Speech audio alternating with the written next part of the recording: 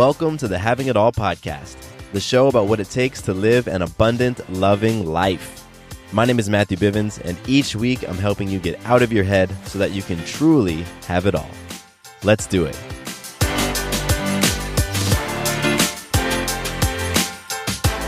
What's up, beautiful people? Welcome to the Having It All podcast. My name is Matthew Bivens, and I am thrilled that you're here hanging out with me on this beautiful Tuesday to talk about what it looks like to have it all. Yes, we're talking about having it all, A-L-L, an abundant, loving life. And if you're the type of person who believes you can have it all in this world, you can have the physical health that you want, the spiritual relationship that you desire, the sexual and romantic relationships that you truly want, the wealth that you can conceive of. If you believe all of that stuff is possible while also becoming a greater version of yourself each and every day and impacting the world in a powerful and empowering way, then you are absolutely in the right place. And I'm excited to jump into today's conversation with you. Today I'm talking about the mind-body connection. That might be something you have heard about in the past. Maybe you've seen some blog articles on it or some YouTube videos or something. But today I'm talking about the mind-body connection. And in particular, I'm going to talk about the connection when it comes to labels and beliefs that we wear on. So this is a cool episode, and definitely will get you thinking about that mind-body connection. But first, let's kick things off with some magic. At the top of every episode of the podcast, I like to share magic, examples of when I have influenced myself, others, or life itself in an empowering way. And the reason why I do that is because you, me, all of us, we are magical beings. We are powerful beings. I'm not talking about magical in the Disney sense or like a magician or anything, but we have the ability to influence ourselves and the world around us. And we're doing it all the time. And we're creating and manifesting and influencing very empowering things. But if we aren't intentional about thinking of those examples, then it's so easy to miss it. It's so easy to miss it. It's kind of like gratitude. You know, if you aren't actively cultivating, a practice of gratitude, meaning if you aren't, intentionally thinking of things you're grateful for, it's easy to miss all the things that you have in your life to be grateful for. And it's easy to be frustrated and feel lack and all of that stuff. So with magic, it's the same sort of idea. And so I'm going to share a piece of magic from this past weekend. And then when I'm complete, I highly encourage you to pause the episode, like literally press pause, and think about a piece of magic from your life. So I recently had the chance to reconnect with a childhood friend of mine. And it has been a very, very fascinating reconnection process. And we've gotten to know each other again with about 15 years or so in between, who we know ourselves to be back then and today. So real quick, a friend of mine, we were buddies in middle school. In high school, we didn't really roll in the same circles, so we were just kind of acquaintances. We went off to different schools. Our lives went totally separate directions. We weren't the type of friends that we would stay in touch, and I literally never thought I would see the guy again in my life, and him the same with me. Until about 2 months ago, through his work, he was able to connect with a client of mine, and it's just so crazy. It's one of those like can't make this shit up moments. The way that the two of them connected, and then my name came up. And when my name came up, he was like, wait a minute, like Matthew Bivens? Like, let me go and let me look him up just to see if it was me that he was, the name was the same. So sure enough, it was the same person. He reached out to me. And like I said, I don't know, we probably last saw each other in 2004. So yeah, 15 years. 15 years later, we come back around and we reconnected. And what was really beautiful about it is how much alignment there is between what I'm playing for in my life, what lights me up, what I'm very interested in, and what he's very interested in as well. And so over those 15 years, both of us went through breakdowns, had our own little mini breakthrough epiphanies, had some challenging times, got a chance to really be humbled by life, and both of us, in our own ways, got on our personal development, self-help, personal mastery journey. And those journeys have gone the way that they've gone for each of us. But it was just so cool that this past Saturday he was in town and he and I were able to link up, and we had about a 4-hour conversation between he and I and my coach. And it was just really, really amazing to just share with him what I'm up to and what I've been creating, and hear, what he's been learning, what he's been exploring, and to just have that meeting of the minds. It was truly beautiful, and I'm very excited for future conversations with him, and to just continue to dig deeper. So that is magic to me. It really is magic, and I could expand a bit more on how he actually did come across my client, and then my name got brought up. But just trust that it's all one of those things, like, can't make that shit up moment. It truly was. And so that was my magic, just having that long conversation this past weekend. And Slava, man, I look forward to more conversations with you, buddy. It's going to be great. So now I encourage you to just pause the episode and think about an example of magic in your life. It can be big, it can be small. All of it matters. All of it's important. Just think about how you've influenced yourself, others, or life in an empowering way, and then we'll flow into listener love. For this listener love, I felt inspired to go into iTunes. That's where a lot of you listen to the show. You might be listening to it on Apple Podcasts right now, which used to be iTunes. And I want to read a review, but I don't want to read a 5-star review. So I want to read a 4-star review, just because let's read it all. So this review comes from, let's see, which one do I want? I got a couple 4-star ones. This was read the most recent one, February 6, 2019, from C.H. Menard on iTunes, aka Apple Podcast. They write, I'm new, but ... I'm totally new to the world of podcasts, but I just listened to the You Are What You Believe episode, and I'm obsessed. It's simple to understand and encouraging, not overwhelming. I'm also in much need of self-motivation and self-belief, so this spoke volumes to me. Y'all need to give a listen. That's awesome. Keep it up. So, cool. That was awesome. Thank you so much, C.H. Menard. I appreciate you dropping in, taking some time to leave a review and just share your true thoughts. I appreciate that. I really do. And whether it's 1 star, 5 star, 0 stars, whatever, I'm all about feedback. I'm all about feedback. I mean, I talk about feedback in a lot of different ways on this podcast, on my Instagram. I have a lot of things in my life that give me feedback. So one of them are these reviews. And if you wanna drop on here and give me your review and just like honestly tell me what you think about the podcast in general, or maybe a specific episode, or share things with me that you want to see changed. Like, I want to hear that stuff. I can get into a vacuum with creating these episodes if I'm not hearing from you. So you can go to Apple Podcasts, aka iTunes, to leave your rating and your review. If you're in there, it'd be dope if you subscribed as well. I would appreciate that. Or you can also just reach out to me directly. Instagram is the best way to do that. I'm at Matthew_Bivens on Instagram, and we can jump into a conversation there. Or if you're more classic and you want to do email, mattcbivens@gmail.com. All those are ways for you to reach out, connect, leave me some feedback, leave me some ideas, or just say what's up. I appreciate all of it, and I would definitely love to connect with you. So thanks again, C.H. Menard, for your review. I dig it. All right. Let's talk about mind-body connection, specifically as it relates to labels, because we like to label other people, we like to label ourselves, and we very much like to wear on the labels that other people give us. Like, if somebody in your life has ever told you that you're lazy and you've just worn that on, and now you start to believe that you're lazy, well, then you understand what I'm talking about with labels. So today's episode was inspired by my other podcast. I do a podcast with Sarah called Doing It at Home, and it's all around empowering birth stories and really changing the narrative around birth. And if you didn't know, Sarah and I chose to do a home birth with our daughter, Maya.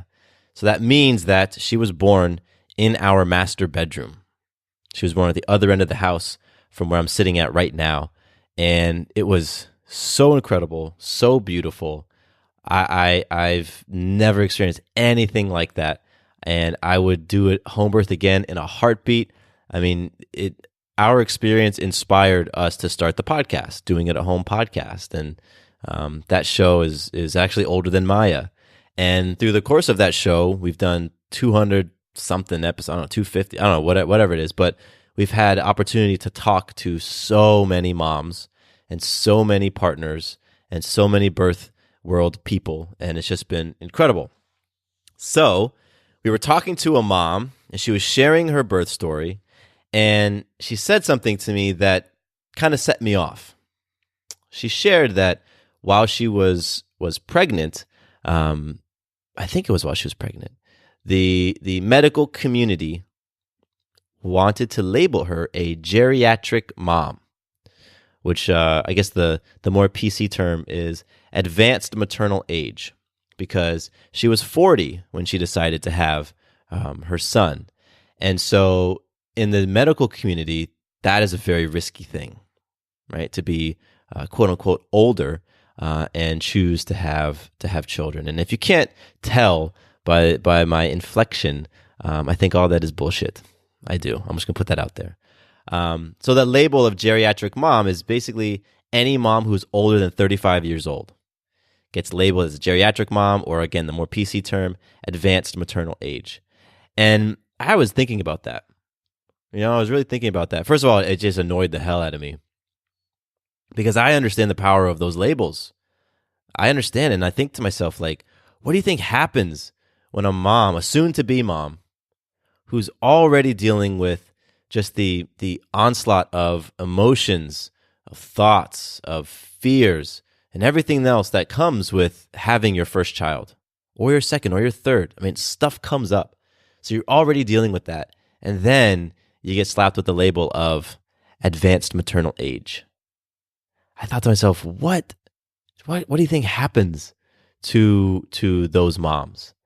And that's what inspired me to want to talk about this, to talk about the mind-body connection, particularly as it relates to those labels that we take on. In this case, this mom was handed down that label, and she chose not to take it on.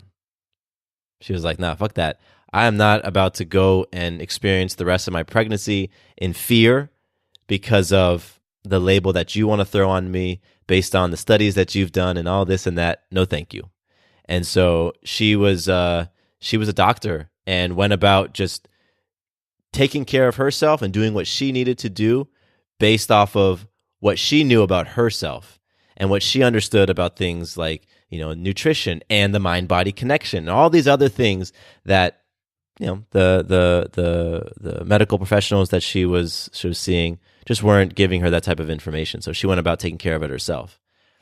So I want to talk about mind-body connection right now, in case you are kind of unfamiliar with that term, and maybe you're like, okay, I don't really know what that means. I'm going to read a portion of an article. I think it's a great article on the mind-body connection from the Chopra Center. That's from Deepak Chopra. So he has this website called, I guess it's just chopra.com, or you can go to the Chopra Center. Look that up in Google. And this article is called Mind-Body Connection, Understanding the Psycho-Emotional Roots of Disease. And so I'm just going to read for you the first couple of paragraphs because it really does a great job of clearly and succinctly laying out what the mind-body connection is. And then I'll wrap this episode up by talking about it in relationship to labels. All right, so I'm going to read now. The article starts, for centuries, healers have pondered the connection between mental and physical health. In recent years, science has begun to recognize the powerful connections through which emotional, spiritual, and behavioral factors can directly affect health outcomes. As research in the field of mind-body medicine is finding, emotions and thought patterns can contribute to imbalances within the body, and therapies like hypnosis, visual imagery, meditation, yoga, and biofeedback are being used to reestablish balance and promote health. The beliefs you hold about yourself and the world, your emotions, your memories, and your habits, all can influence mental and physical health. I'll read that line again. The beliefs you hold about yourself and the world, your emotions, your memories, and your habits, all can influence mental and physical health. These connections between what is going on in your mind and heart and what is happening in your body form the psycho-emotional roots of health and disease. I think that is just beautifully, beautifully put. I'm going to continue reading. The mind-body connection happens on both a physical and chemical level. The brain is the hardware that allows you to experience mental states that are labeled, quote unquote, the mind. This concept of the mind encompasses mental states including thoughts, beliefs, attitudes, and emotions. Different mental states can positively or negatively affect biological functioning. This occurs since the nervous, and endocrine, and immune systems share a common chemical language, which allows constant communication between the mind and body through messengers like hormones and neurotransmitters. For example, neurological pathways connect parts of the brain that process emotions with the spinal cord, muscles, cardiovascular system, and digestive tract. This allows major life events, stressors, or emotions to trigger physical symptoms. That's that connection, right? The major life events, the stressors, or the emotions actually trigger physical symptoms. And you may have experienced this aspect of the mind-body connection when you feel butterflies in your stomach, when you feel nervous, or when your heart feels like it's pounding out of your chest when you are under intense stress. Those two things are examples of that connection between mind and body. The last paragraph I want to read says, these intersecting systems help to establish the mind-body connection that influences the maintenance of health or the development of disease. For example, emotions like anxiety can trigger increased stress hormones, which may suppress the immune system and set the stage for the development of infections or cancer. So, mind-body connection. Folks, it's a real thing.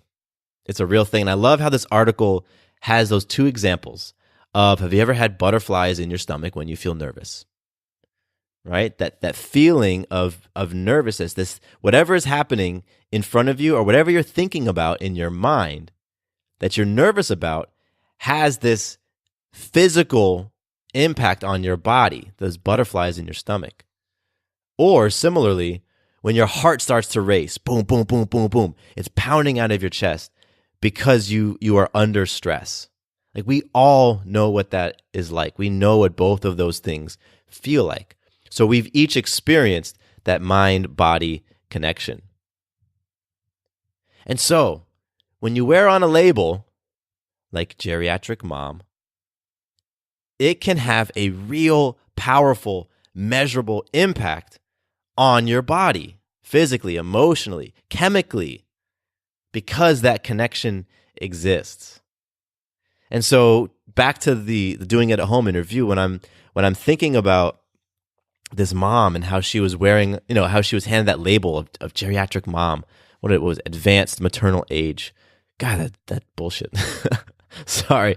But, what could have happened? It didn't happen with her, but what could have happened, She could have worn that label on. And at various points throughout her pregnancy, maybe she started thinking about that. Maybe fear crept in, like, oh my gosh, I'm 40 and I'm in this advanced maternal age, and the risks have gone up, and oh my gosh, what happens if this X, Y, and Z happened to my child, and I'm irresponsible, and I can't, that sort of cascading effect of the fears can trigger all sorts of stresses in the body. Stresses happen. And so let's say that mom goes all the way to, the 9 months, and now she's about to, she's going into labor, and, maybe some of those thoughts are still there, that advanced maternal age. Maybe the little voice is like, you're too old for this. Like, this isn't healthy. This was unwise. This was selfish, right? And so the stresses kick in, and now her body is all, tightening up, and because in order to give birth, what I've learned from so many of these conversations, it really helps to be as relaxed as possible and not feel stress, right? Because when you're feeling all of that stress and anxiety and that fear, your body tenses up. And that's the opposite thing that you want. You want the body to relax. You want to surrender in order to let the body do its thing so that it can move the baby down and out. And so what do you think happens when the body tenses up? Well, labor slows down. Things don't progress the way that they normally would. Mom can get tired. And then interventions are more likely to happen, right? And interventions might be, the forceps on the child to pull it out, or a C-section, or episiotomy. Episiotomy is basically cutting you from one hole to the other. Yeah, like actually cutting you. So all those different interventions can happen. And if we think back to what we understand about the mind-body connection, the body tightening and seizing up and not surrendering has happened because of the things that are going on in the mind in this example. So I want you to think for yourself. What labels are you currently wearing on? What labels have you taken and just slapped on your chest, bop, and worn it like that? Hello, my name is sticker. Hello, my name is boop. What are you wearing on right now that's having that unhealthy impact on your body? What labels, what beliefs, what descriptions from others, things that other people have given you, are you wearing on like they're your own? And if you aren't too sure, one way that you can help to get at whatever those labels or those beliefs are is to sort of reverse engineer this thing. So if you think about something that makes you nervous, maybe it's an environment, maybe it's a person, or a conversation, whatever just constantly seems to make you nervous or anxious, have that in your mind. That is a trigger, right? Whatever that thing is, it triggers that nervous feeling. It triggers that anxiety. And the reason that thing is triggering you the way that it is because there's some sort of belief that's connected to that trigger, right? Like if you have a button that somebody's pressing, well, there's a little label above that button. So what's the belief? What's that belief rooted in? What's the label above your button? And who gave you that belief? Where did it come from? It's like you already know that this belief doesn't serve you because of what it's doing to your body. So once you've done the little reverse engineering, right, looking at whatever it is that the pattern of what's happening in your body, go back to whatever that trigger is. Now, what's the belief that's connected to that trigger? Once you've done that reverse engineering, you have a new sense of awareness now. And so now with this new sense of awareness, you recognize that there's a belief hanging around or a label hanging around that doesn't serve you, that is not improving or lifting up your health. It's actually doing the opposite. Remember, because that label is connected to something going on in your mind and that mind-body connection. So it's doing something within your body that's not healing. It's not serving you. It's not for your benefit. So then what is a new belief that you can replace the unhealthy one with? The mom from Doing It at Home podcast that we were interviewing, there was probably a number of different beliefs that she chose to replace that geriatric mom, pregnant mom, what was it again? Geriatric mom label with. She probably replaced it with so many different things. Like age ain't nothing but a number. If Janet Jackson could do it, I can do it too. Whatever it was a new belief. I can do this. I totally have the power to bring forth a beautiful, healthy child. Absolutely. Whatever the belief was, that could have been what she replaced it with. So for you, think about it. What's the unhealthy belief? What's the unhealthy label that's creating whatever it's creating in your body? And now how you want to flip it? What's a new belief you want to insert in there and start repping? Because mind-body connection, that new belief is going to do something different in your body. All right? And if it's a healthy belief, if it's a belief that uplifts you, that empowers you, well, it's going to have some sort of healthy impact on your body as well. And so this sort of self-audit that I just walked you through, like this is the type of thing that I highly encourage you to do on a frequent basis. Like you want to be doing this type of thing consistently so that you can really pinpoint those labels, those beliefs, those ideas, those thoughts that are not serving you at all, that are having a serious impact on your overall health and well-being. Remember, when we go back to the article, where does it say? It talks about the connection, the mind-body connection influences the maintenance of health or the development of disease. So your mind-body connection right now, those labels that aren't serving you, those thoughts, those beliefs, like they're influencing your health. They can trigger different things in your body. Remember the article again says, for example, emotions like anxiety can trigger increased stress hormones, which may suppress the immune system and set the stage for the development of infections or cancer. It's not saying that an unhealthy thought leads to cancer. It's just saying that those thoughts that you have, those beliefs, those things that trigger anxiety, they can set the stage for something like a cancer or infection to come in and grow. It just creates the space for that. And so if you know right now that you live a lot of your life in fight or flight, like constantly stressed, always or majority of the time you spend in a state of anxiety, high stress, tension, let's look back at what thought you have or what belief or what label you're wearing on that is creating that result in your body, that's triggering that within your body. Because it's not serving you. It's definitely not healing you. It's not lifting you up. It's potentially setting the stage for something down the road to happen that you don't want to happen. And so, like I said, these little audits, that's what I call them. It's just like little scans. Let me just go through my thoughts and let me just see which are the ones that I know aren't serving me and how can I replace them. And and this stuff, you really need to be proactive in it. You got to be doing this on your own. This has to be something that you're motivated to do, to just eradicate those thoughts or just minimize them. Maybe they never go away. Maybe the thought of being an advanced maternal age never goes away for that mom. But maybe it's so small and so quiet that it has no chance of really showing up in that moment when that mom is needed to be in a supreme space of self-love, right? When she is in labor, when baby is making its way through and ready to come earthside. That's when, you don't want that voice to pop in and start talking and seize up your body.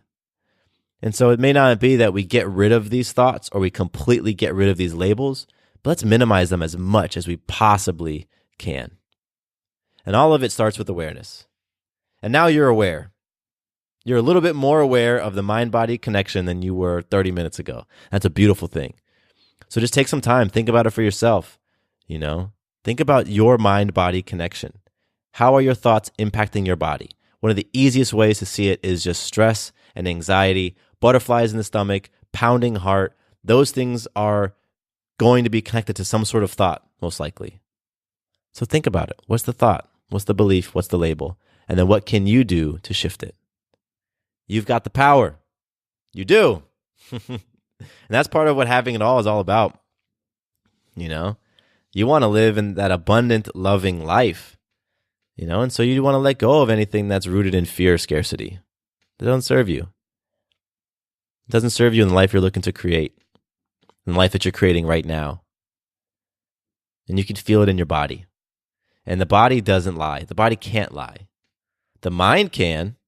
The mind will tell you all sorts of things. Your mind will tell you all sorts of things are true that aren't true, are healthy that aren't healthy. It does it all the time. That's what our ego does. But the body can't lie. That's why mind-body connection is so beautiful. If the body is communicating to you in some sort of way, and anxiety, that's a form of communication. Butterflies in the stomach, that's communication. So when the body communicates to you, something is going on. You automatically know something is going on. So let's listen, let's tune in, let's be proactive, let's be investigators, detectives. Sarah and I love watching the show Elementary, all about Sherlock Holmes and Watson. So let's put our detective hat on and let's figure out what's going on in there, what's going on in our mind that's connecting to our body, that's triggering all these different things. And let's figure them out and let's get rid of them. They don't serve us. Because I don't know about you, but I'm playing to have it all. And so I know those fears and those labels, none of that stuff is serving me right now. So I'm going to get rid of it. I invite you to do the same. Thank you so much for hanging out with me on this episode. If you want to go read the full article that I just read a little snippet of, again, it's from the Chopra Center, CHOPRA. Just type in the Chopra Center into Google, or you can just type in mind body connection and the name Chopra, CHOPRA, and that will come up as one of the results. And the name of the article is Mind Body Connection: Understanding the Psycho-Emotional Roots of Disease. I totally recommend you go check it out. Go give it a read. And if this stuff, is something that you're interested in, just keep getting curious and keep reading more. There's a lot of literature out there on mind-body connections. There's studies, there's all sorts of stuff. So go immerse yourself because it's real. It's having an impact on your life right now, and you can do something about it. All right. Thank you so much for hanging out with me today. My name is Matthew Bivens, and here is to you having it all. Quick note about the Having It All podcast. I am not a doctor nor a licensed therapist. I'm a guy with a story and a passion for conscious conversation. My thoughts, opinions, and beliefs are my own. So please consult with your doctor or healthcare provider regarding any questions or issues you have related to your personal, physical, or mental health.